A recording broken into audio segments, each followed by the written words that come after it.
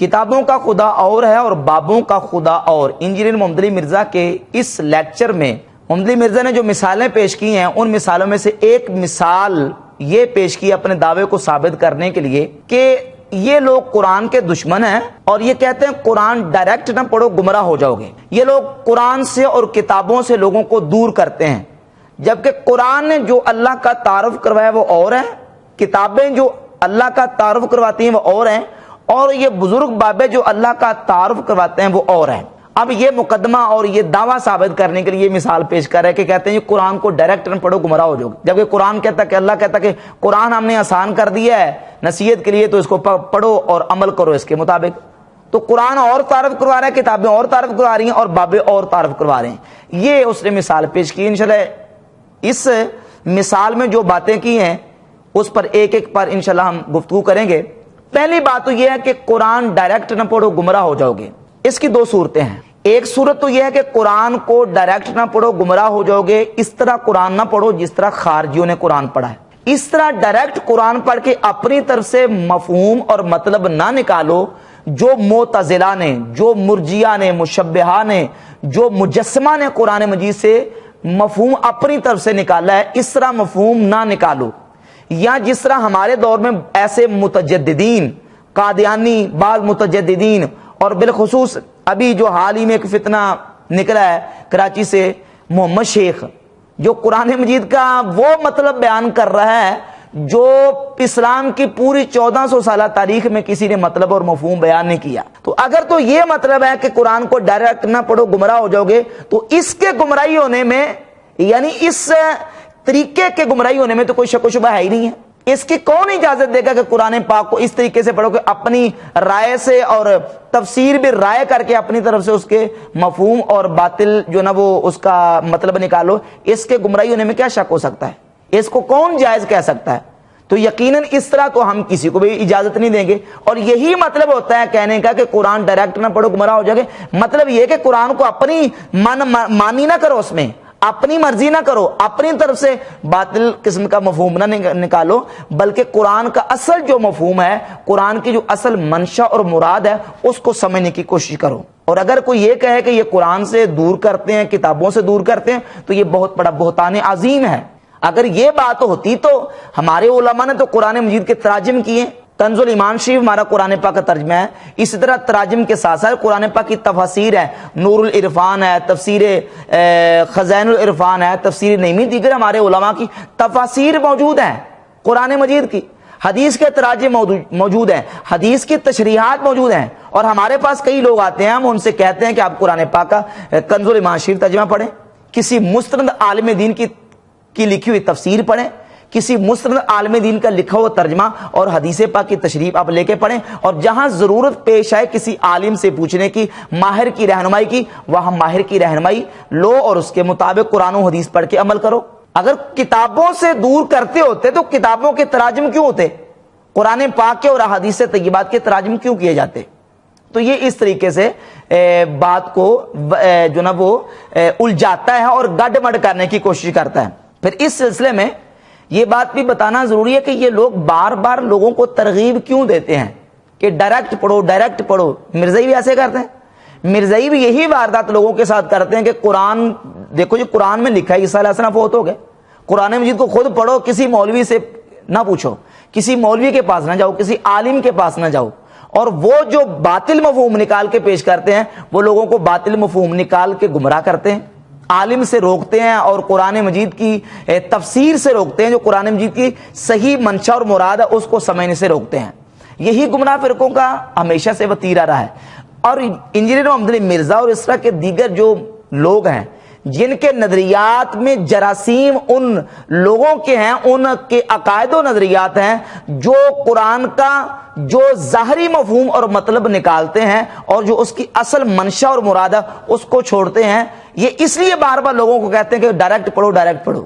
مثال کے طور پہ آپ دیگر گمراہ فرقے جتنے گزر چکے ہیں ان کے عقائد دیکھ لیں۔ مثلا معتزلہ فرقہ گزرا ہے، معتزلہ نے قرآن مجید کے بارے میں یہ عقیدہ رکھ لیا کہ قرآن اللہ کی مخلوق ہے، جبکہ اس کے مقابلے میں امت کے سواد اعظم اور مسلمانوں کی عظیم جو جماعت تھی اس کا یہ نظریہ کہ قرآن اللہ کا کلام ہے، کلام متکلم کی صفت ہوتا ہے، اللہ کی ذات اور صفات قدیم ہے، یہ مخلوق نہیں ہے۔ جبکہ وہ قرآن مجید پڑھتے تھے اور کہتے تھے قرآن میں لکھا انا انزلناہ فی لیلۃ القدر، اللہ فرماتا ہے بے شک ہم نے قرآن کو لیلۃ القدر میں نازل کیا، انا انزلناہ قرآنا عربیا، بے شک ہم نے قرآن کو عربی میں نازل کیا۔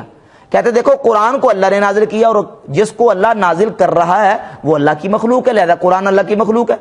قرآن پڑھ کے وہ اللہ کی مخلوق ثابت کرتے تھے قرآن کو، جبکہ یہ مسلمانوں کا عقیدہ نہیں ہے۔ اب قرآن مجید کا جو ظاہری جو ہے مطلب وہ لیتے تھے، اس کے پیچھے جتنا اس کا صحیح مفہوم ہے اس کو چھوڑ جاتے تھے۔ اسی طرح فرقہ مجسمہ قرآن مجید کی متعدد آیات طیبات کو جو متشابہات سے تعلق رکھتی ہیں ان کو پڑھتے تھے، کہتے تھے قرآن میں لکھا ہے ید اللہ فوق ایدیہم، اللہ کا ہاتھ ان کے ہاتھوں پر ہے، تو اب یہاں سے اللہ کا ہاتھ ثابت ہو گیا۔ یوم یکشف عن ساق، اس سے اللہ کی پنڈلی ثابت ہو گئی۔ اینما تولوا فثم وجہ اللہ، جدھر بھی تم دیکھو گے ادھر، جدھر بھی تم پھرو گے ادھر اللہ ہی کا چہرہ ہے، تو دیکھو اس سے اللہ رب العزت کا چہرہ ثابت ہو گیا۔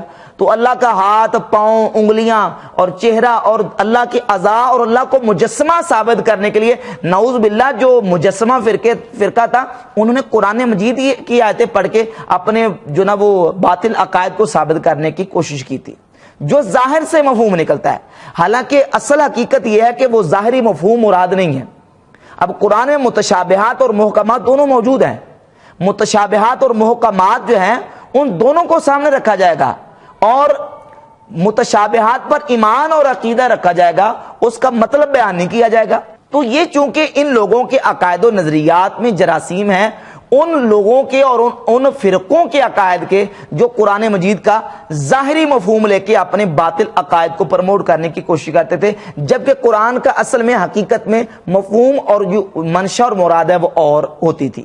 اس لیے یہ لوگوں کو ترغیب دیتے ہیں کہ ڈائریکٹ پڑھو تاکہ جو ہم اپنے عقائد ہیں ان کو اس طریقے سے پھیلا سکیں۔ اور پھر اس سلسلے میں ایک اور بات بھی کی محمد علی مرزا نے، اور کہا کہ دیکھیں جی نبی صلی اللہ علیہ وآلہ وسلم کے صحابہ کرام وہ قرآن سنتے تھے، ان کے آنسو رواں ہوتے تھے، ان کے آنسو رواں ہوتے تھے۔ تو آنسو تو رواں ہوتے تھے، بات یہ ہے کہ قرآن مجید وہ جو پڑھتے تھے وہ کس طرح پڑھتے تھے، وہ ڈائریکٹ پڑھتے تھے یا رسول اللہ صلی اللہ علیہ وسلم سے سیکھتے تھے؟ صحابہ کرام رضی اللہ تعالیٰ جن کو کسی ترجمے کی ضرورت نہیں تھی، نہ فارسی کی، نہ انگریزی کی، نہ کسی اور ترجمے کی، ان کو کسی ترجمے کی ضرورت ہی نہیں تھی، وہ تو عربی جانتے تھے، بلکہ عربی کے بڑے بڑے فصحاء بلغاء ادبا تھے، لیکن اس کے باوجود صحابہ کرام رضی اللہ تعالی عنہم قرآن مجید کو فقط عربی جاننے کے باوجود وہ صحیح طریقے سے نہیں سمجھ سکتے تھے جب تک رسول اللہ صلی اللہ علیہ وآلہ وسلم کی تعلیمات اور حضور کی رہنمائی انہیں حاصل نہیں تھی۔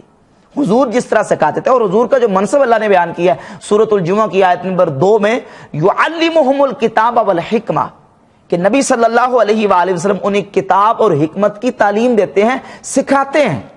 حضور انہیں قرآن سکھاتے تھے، حضور عربی، قرآن عربی، صحابہ عربی، لیکن اس کے باوجود صحابہ کرام نے عربی جاننے کے باوجود قرآن مجید نبی کریم علیہ الصلوۃ والسلام سے سیکھا ہے۔ کوئی ایک موقع پوری تاریخ میں نہیں دکھا سکتے کسی صحابی نے یہ کہو کہ حضور ہمیں عربی آتی ہے، ہم خود سیکھ لیتے ہیں، سمجھ لیتے ہیں، ہمیں ضرورت نہیں ہے، ہم خود سیکھ لیں گے، نہیں۔ بلکہ اگر کسی مقام پہ کسی صحابی کو رسول اللہ صلی اللہ علیہ وآلہ وسلم کی تعلیمات نہیں پہنچی اور اس نے قرآن کو پکڑا اور پڑھا، تو جو مفہوم تھا اس کی صحیح منشا اور مراد تھی وہ نہیں سمجھ سکے۔ حضرت عدی ابن حاتم رضی اللہ تعالیٰ صحابی ہیں، صحیح بخاری میں ان کا واقعہ موجود ہے، انہوں نے جب قرآن مجید کی یہ آیت پڑھی کلوا واشربوا حتی یتبین لکم الخیط الابیض من الخیط الاسود من الفجر، یہ آیت پڑھی کہ جس میں ہے کہ کھاؤ پیو حتیٰ کہ سفیدی کا ڈورا سیاہی کے ڈورے سے ممتاز ہو جائے۔ اللہ رب العزت نے روزوں کے بارے میں حکم دیا، یہ آیت پڑھی اور 2 ڈورے لیے، ایک سیاہ ڈورا اور ایک سفید ڈورا، اور دونوں ڈورے اپنے تکیے کے رات نیچے رکھ لیے، بار بار اڑتے ہیں ڈورے، دیکھتے ہیں کہ فرق نظر آتا ہے کہ نہیں آتا۔ ساری رات ایسے گزر گئی، صبح کے وقت نبی پاک صلی اللہ علیہ وآلہ وسلم کی بارگاہ اقدس میں آئے تو نبی کریم علیہ الصلوۃ والسلام نے انہیں فرمایا کہ تمہارے یہ ڈورے مراد نہیں ہیں، بلکہ قرآن نے جن ڈوروں کا ذکر کیا ہے وہ صبح کا اجالا اور رات کی تاریکی مراد ہے۔ تو صحابی بھی قرآن کی جو صحیح منشا اور مطلب ہے وہ رسول اللہ صلی اللہ علیہ وآلہ وسلم کی رہنمائی کے بغیر نہیں سمجھ سکے۔ لہٰذا نبی پاک علیہ الصلوۃ والسلام کے صحابہ بھی، حالانکہ انہیں ترجمے کی ضرورت نہیں تھی، عربی جانتے تھے، وہ بھی نبی کریم علیہ الصلوۃ والسلام کی رہنمائی کے محتاج تھے، اور حضور علیہ الصلوۃ والسلام انہیں قرآن سکھاتے تھے۔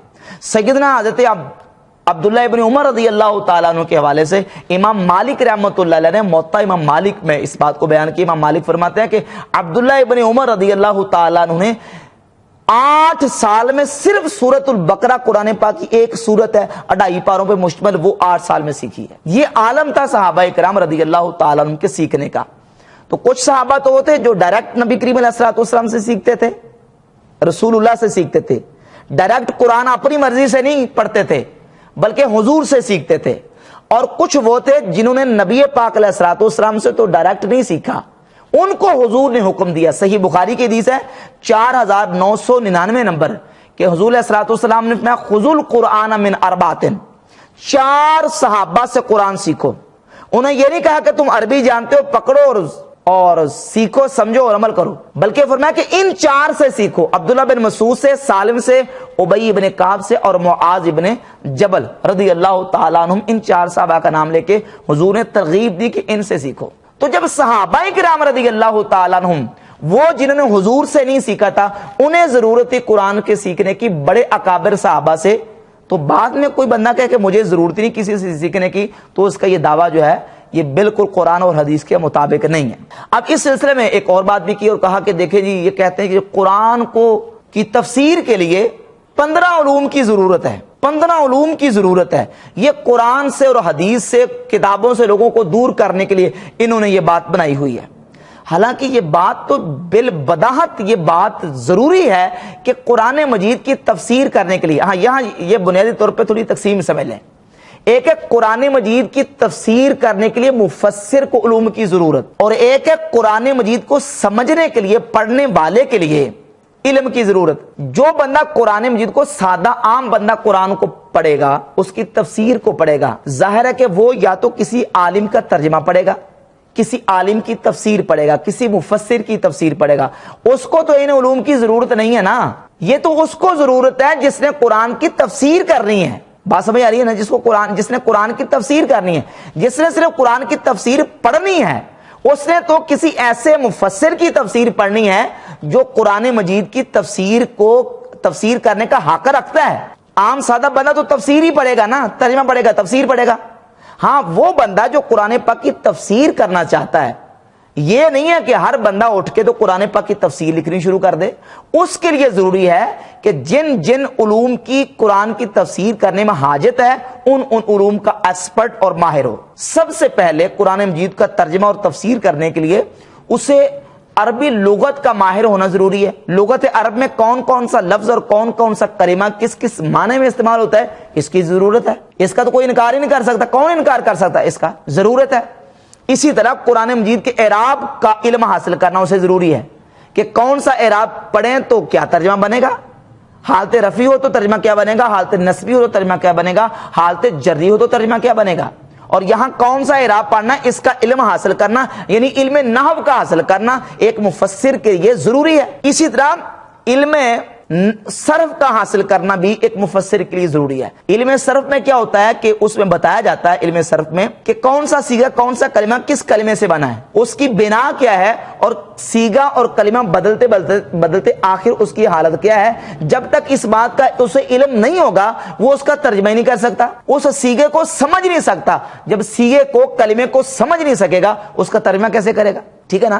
اسی طریقے سے دیکھیں حدیث کو سمجھنے کے لیے علوم حدیث کی ضرورت ہے، اصول حدیث ہے، اسماء و رجال ہیں۔ علم حدیث جو ہے یہ حدیث کو سمجھنے کے لیے ضرورت ہے۔ جس طرح حدیث کا علم، اصول حدیث، اسماء و رجال حدیث کو سمجھنے کے لیے ضروری ہے، اسی طرح قرآن مجید کے جو علوم ہیں، قرآن مجید کی تفسیر کے جو اصول ہیں، یہ ایک مفسر کے لیے سیکھنا ضروری ہے۔ قرآن مجید میں ناسخ بھی ہے، منسوخ بھی ہے۔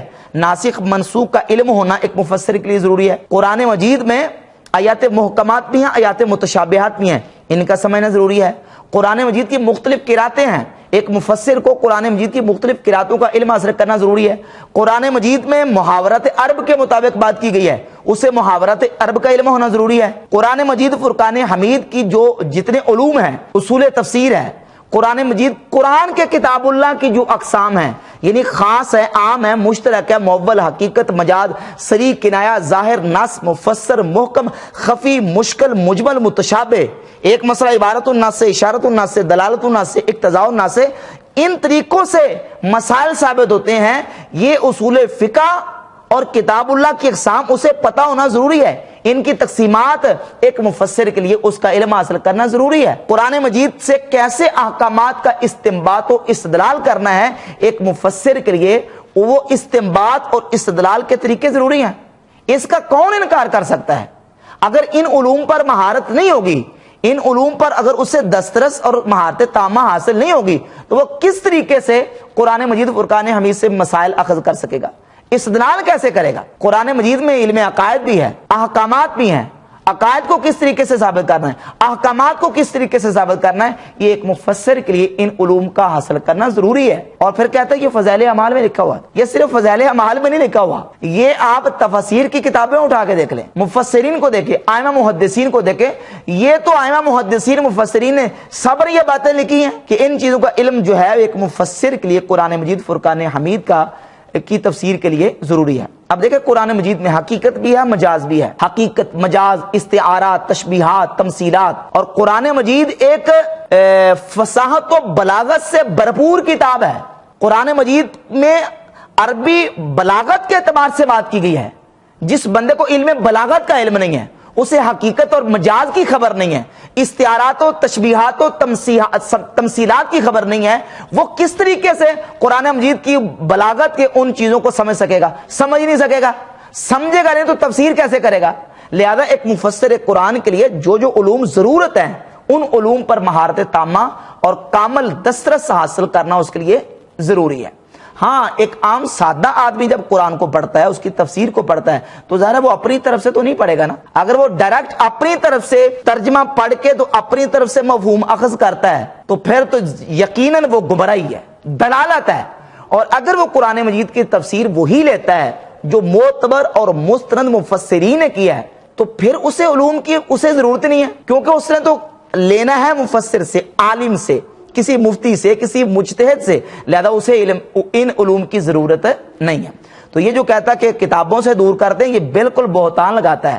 ہم تو کہتے ہیں کہ کتابیں پڑھیں، لیکن کتابیں ان لوگوں کی پڑھیں جو صحیح العقیدہ مستند عالم ہوں، اور مستند جو ہے وہ دین کے رہبر اور رہنما ہوں، اور جہاں ضرورت پیش آئے رہنمائی کی، وہاں عالم کی رہنمائی کو حاصل کیا جائے۔ اچھا، اس سلسلے میں ایک اور بات بھی کی اور کہا کہ یہ کہتے ہیں قرآن کو ڈائریکٹ نہ پڑھو، گمراہ ہو جاؤ گے۔ میں نے اس کا مفہوم واضح کر دیا کہ اس کی دونوں صورتیں پیش کر کے بتا دیا کہ کون سا ڈائریکٹ پڑھنا مراد ہے اور کون سا ڈائریکٹ پڑھنا گمراہی اور دلالت ہے۔ پھر اسی سلسلے میں کہتا ہے یہ جتنے دیکھے گورے مسلمان ہو رہے ہیں، اس کا جواب دے کہتا ہے گورے مسلمان ہو رہے ہیں، یہ ڈائریکٹ ہی قرآن پاک پڑھ کے مسلمان ہو رہے ہیں نا۔ حالانکہ یہ بات بھی محل نظر ہے، کون سے گورے ہیں جو قرآن پاک کو ڈائریکٹ پڑھ کے مسلمان ہوئے ہیں؟ اب میں اس سلسلے میں پہلے میں ایک حدیث پیش کروں گا صحیح مسلم سے۔ صحیح مسلم میں 4841 نمبر حدیث ہے، جو کتابیں سامنے رکھی ہوں، کتابیں پڑھ کے ذرا سناؤ نا لوگوں کو۔ نبی پاک صلی اللہ علیہ وآلہ وسلم نے ارشاد فرمایا کہ تم قرآن مجید کو کافروں کے ملک میں نہ لے کے جاؤ، قرآن کو کافروں کے ہاتھ میں نہ دو۔ فقد نالہ العدو وخاصموکم بہ، کہ اگر یہ قرآن کافروں کے ہاتھ لگ گیا، خاصموکم بہ، وہ اس کے ذریعے تمہارے ساتھ مخاصمہ کریں گے، جھگڑا کریں گے، ڈیبیٹس اور مناظرے کریں گے تمہارے ساتھ۔ تو حدیث تو کہتی ہے کہ ڈائریکٹ قرآن کو کافروں کے ہاتھ میں نہ دو، غیر مسلموں کے ہاتھ میں نہ دو۔ یہ صحیح مسلم ہے، کوئی اخباری رپورٹ قصہ کہانی نے، صحیح مسلم میں لکھا ہے۔ 4841 نمبر حدیث ہے کہ رسول اللہ صلی اللہ علیہ وسلم نے ڈائریکٹ قرآن کو کافروں کے ہاتھ میں اور ان کی زمین میں اور ان کے ملک میں لے جانے سے منع کیا، روکا کہ ان کے ہاتھ میں نہیں دینا، ان کے پاس نہیں لے جانا، اس لیے کہ قرآن مجید ان کے ہاتھ میں آئے گا تو وہ اس کے ذریعے تمہارے ساتھ مخاصمہ کریں گے۔ صحیح مسلم کی حدیث ہے۔ تم کہتے ہو ڈائریکٹ قرآن پاک پڑھ کے مسلمان ہو رہے ہیں۔ قرآن جتنے بھی گورے آج مسلمان ہو رہے ہیں، ان کو قرآن کی طرف کسی نے ترغیب دی ہے، کسی نے ان کے ہاتھ میں قرآن پاک کی تفسیر تھمائی ہے، کسی نے ان کو تبلیغ کی ہے، مبلغین کی تبلیغ سے مسلمان ہوتے ہیں۔ اور ہزاروں ایسے بھی ہیں جو قرآن مجید کو پڑھ کے سن کے قرآن مجید کو ایموشنل ہو جاتے ہیں، صرف تلاوت سن کے قرآن پاک کی، صرف قرآن پاک کی قراءت سن کے ان کے دل میں قرآن کی قراءت سے اثر ہوتا ہے۔ اللہ رب العزت ان کی تقدیر میں ایمان ان کے لکھا ہوتا ہے، ان کو اللہ رب العزت ایمان کی دولت عطا فرما دیتا ہے۔ اور پھر وہ قرآن مجید کو پڑھتے ہیں اور پڑھ کے پھر جو نا وہ تفسیر کا سہارا لیتے ہیں اور تراجم کا سہارا لے کے قرآن مجید کو رہنمائی میں سمجھتے ہیں. پھر آگے چلتے جتنے آپ سروے کر کے دیکھ رہے ہیں جتنے بھی غیر مسلم گورے مسلمان ہوئے ہیں ان کے مسلمان ہونے کا کوئی نہ کوئی چیز ذریعہ بنی, کوئی نہ کوئی سبب بنا ہے, کوئی نہ کوئی مبلغ ان کو تبلیغ کرتا تو وہ اسلام کی طرف آ جاتے ہیں.